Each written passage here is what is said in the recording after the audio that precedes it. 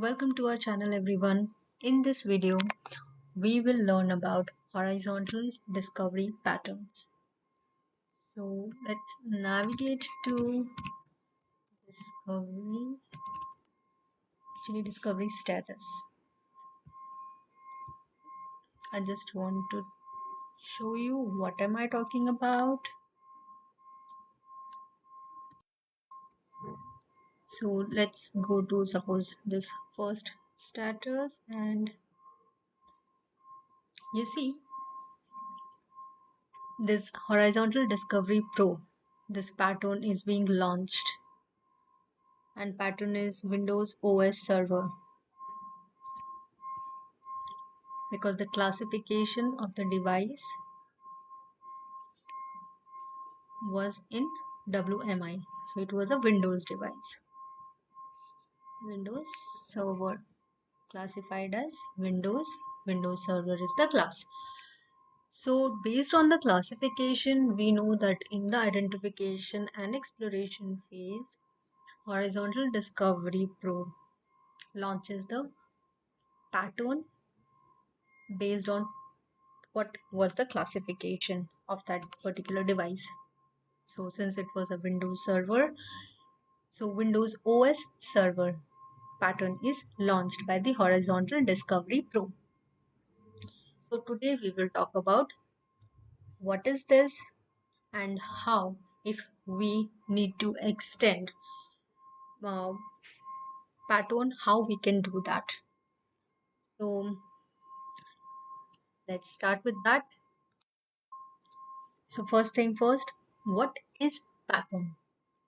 Patterns are made up of series of operations that tells discovery which CIs to find on the network, which credentials to use, and which tables to populate in CMDB. Patterns like probes perform the same functions by identifying the device, exploring the device for attributes such as how much RAM, CPU, the operating system details, network configuration, and more. So patterns are executed during the classification phase and combines the identification and exploration phases during the discovery. This is an advantage over probes that patterns only create one record in the ECC queue, whereas probes create many in addition. Patterns are much faster at collecting device details than the probes.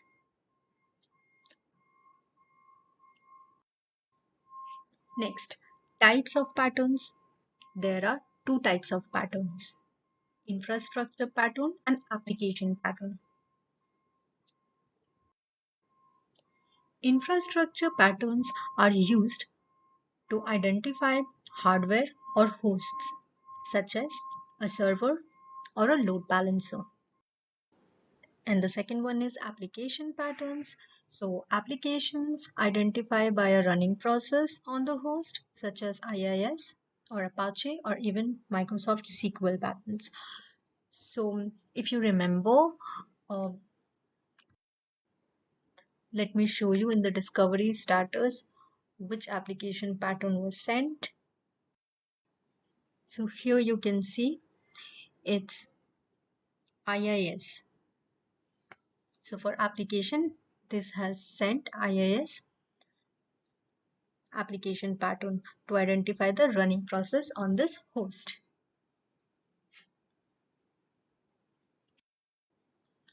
Now discovery patterns are divided into, or you can say broken up into two sections: the identification section and the extension section. So let's dig into the patterns and see what I'm talking about. Let's go to pattern, discovery patterns.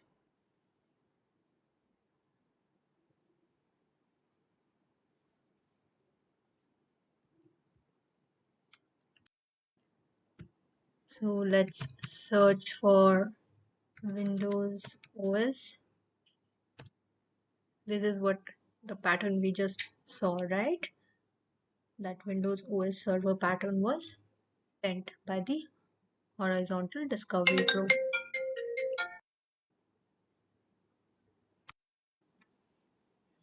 So the record is open, and here you can see that there are two sections. This is what I'm talking about, that patterns are broken into two sections: identification section and the extension section. The identification section is used to identify a CI through a series of steps and is a part of baseline pattern record. The extension section, whereas, is used to extend the identification section without actually changing the baseline pattern, that is your identification section. So if you have to make any changes in your pattern, extension section is the place which you will use and not the identification section. Remember, this is very important, that if you make any changes in the identification section, you own it.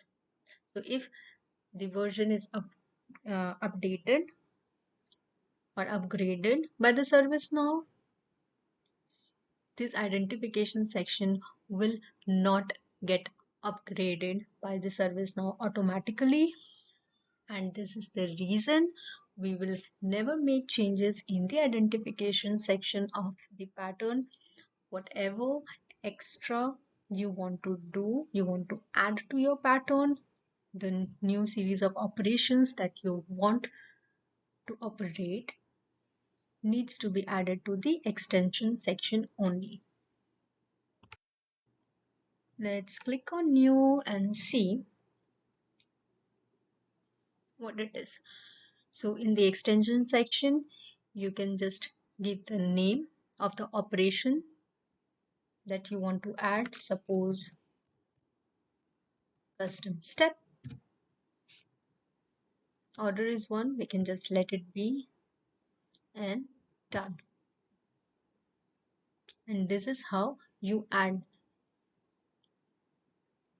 more series of operations to your pattern using the extension section. Now we will just dig into the pattern and see how it looks.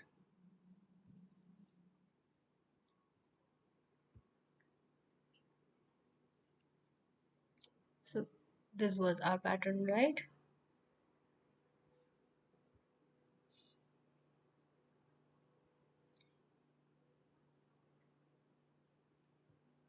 Windows OS server.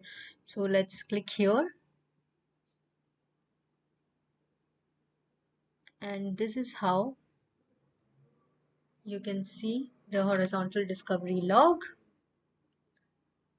This is the best place to actually troubleshoot where the problem is occurring, if any, during your identification and exploration phase.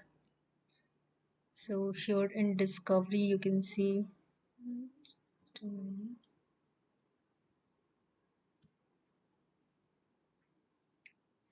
So why do we say pattern is a series of operation? You can see that these are the number of operations that are being performed already.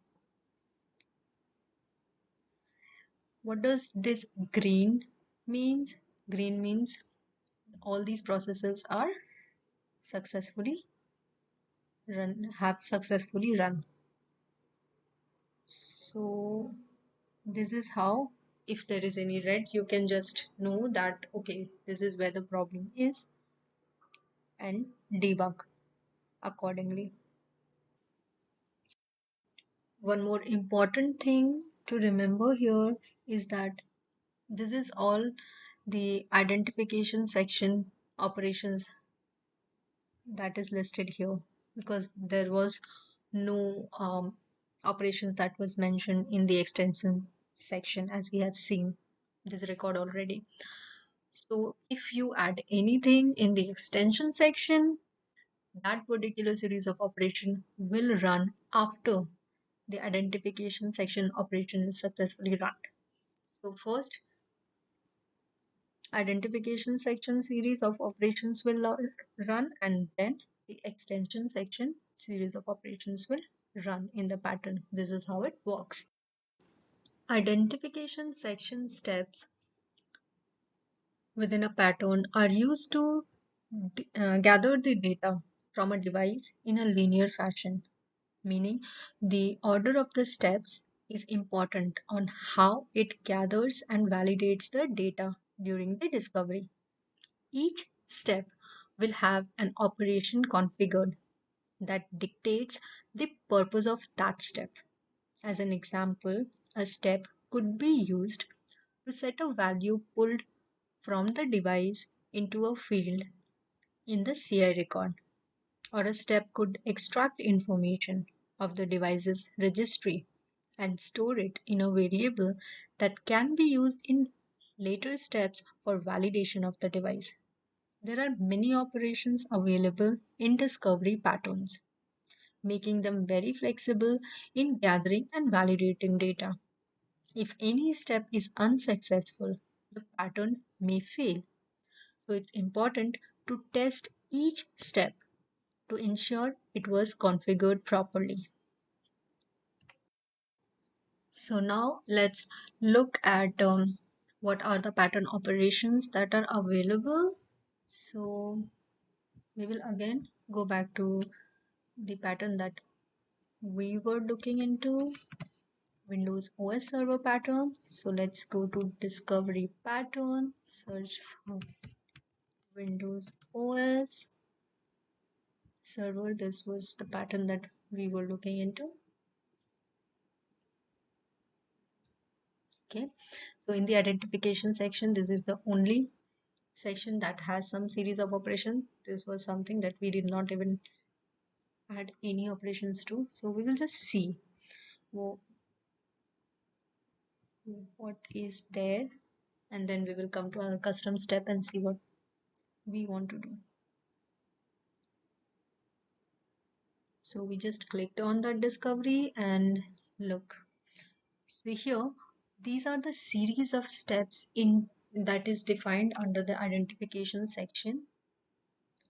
Every step is going to be performed one after the other. So the chronology here is very important, and you can see the operation that we are talking about is here, the pattern operations. So there are a lot of options in the pattern operation. Library references chosen here. As you can see, you have WMI query, you have SNMP query, unchanged user, parse file, parse variable. So pattern operations are grouped together based on their functionality in different categories, such as structure, query, parse table, operations, and others. These can also be selected under the operation drop-down menu. An operation must be defined during the creation of a pattern step. So this is the first step you can see. So this must be defined first in both application and infrastructure pattern. Both application and infrastructure pattern have temporary variables and values that can be written to the CMDB, provided the variable names are exactly named as the CMDB attribute names. So this is very important that the variable name that will be used needs to be exactly same as the CMDB attribute names. Bonus tip in this video is few interview questions. How many types of sections are there in the pattern? So there are two types of section in the pattern, identification section and the extension section. What are the types of pattern? There are two types of pattern, infrastructure pattern and application pattern. Number 3 question is in which section of the pattern you actually make modifications to. if you have to make any modification in the pattern. Answer: we only make any modification or addition in the pattern in the extension section. We never mess with the identification section. It is the baseline operations. So this is all about the tip regarding the interview questions. If you need some more interview question related uh, tips during the videos, you can let us know and we will try to provide that. Thank you. And let's proceed with our video and talk about the different operations of the pattern. So now from here on in this video, we will talk about different types of operations that we have when we are creating patterns. So here under the operations drop down list, you see set parameter value. So set parameter value is the most common operations used in the discovery patterns. It allows the patterns to populate a variable with a constant value. It is an easy way to populate a variable and can be used multiple times throughout a pattern and gather information and validate against other variables. The syntax is important to understand when using this operation. So we will not mess with this particular section. Let's go to our custom step and select set parameter value.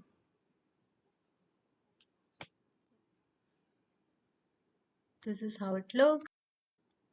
The syntax is important to understand when using this operation, this set parameter value. For instance, the quotes represent a string value, as you can see here. It represents a string value entered by the pattern designer.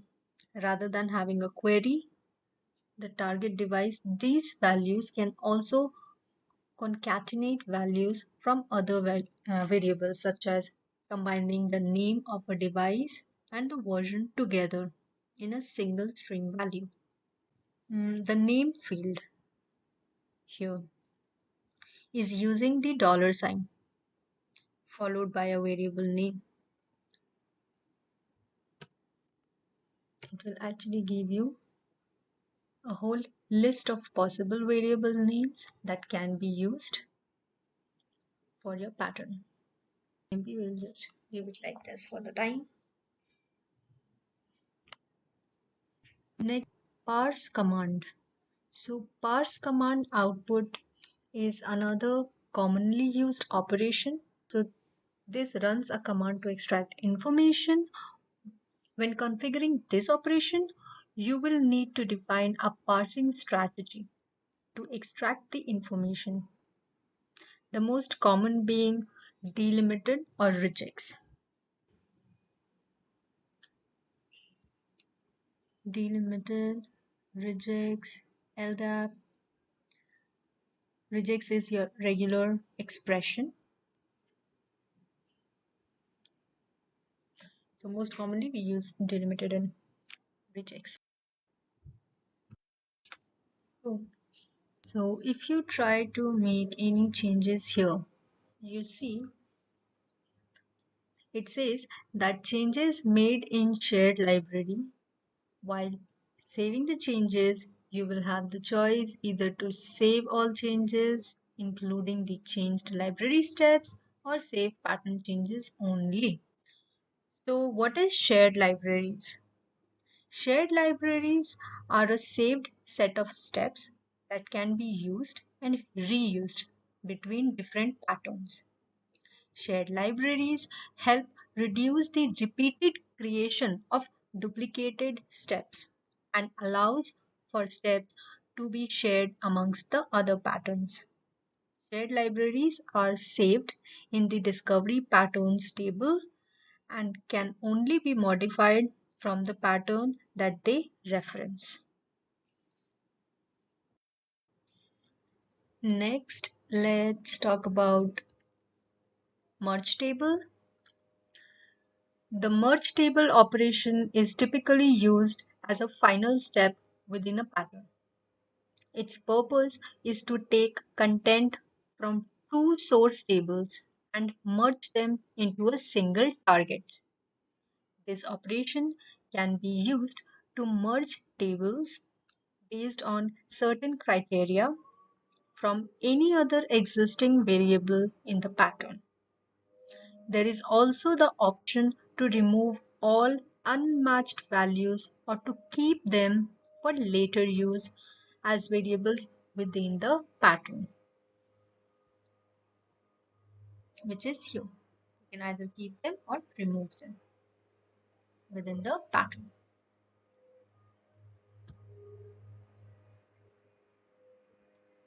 Next is transform table. The transform table operation is similar to merge table, yet works on one or two tables and does not merge matching variables. Instead, you can add one or more computed variables to an existing table. Then place the results into the target table. So third table will be created, or in the third table, the result will be shown. It's a way to unify information from different sources. The next operation that we will talk about is WMI query. WMI query operation is used to gather information for Windows operating systems depending on which namespace is selected. So depending upon which namespace you select, the information for the Windows operating system will be gathered. WMI data can be filtered by using a condition clause which will be reflected in the get full statement field here.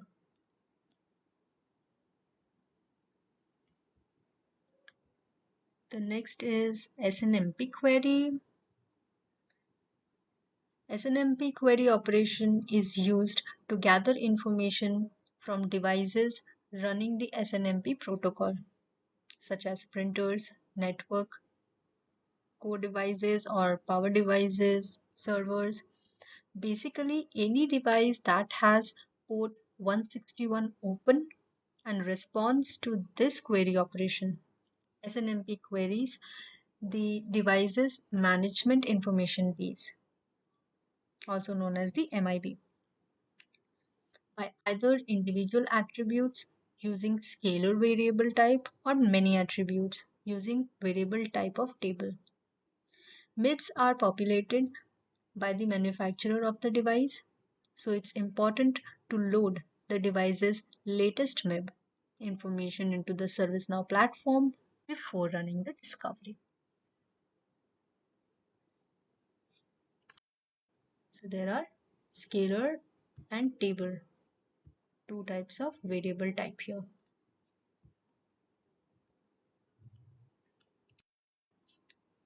Remember, it is always the best practice to use dynamic values query from the target instead of hard-coded values, as these values on the device may change. That is, suppose we were talking about set parameter value and we were talking about this value. So always try to use dynamic value instead of hard-coded value, as these values on the device may change. Here you can see there is a debug mode. So if you have the IP address for which you need to run the debug, you can just write your IP address, connect. You have to have the valid credentials. Your mid server is in place, status is up, validated, active.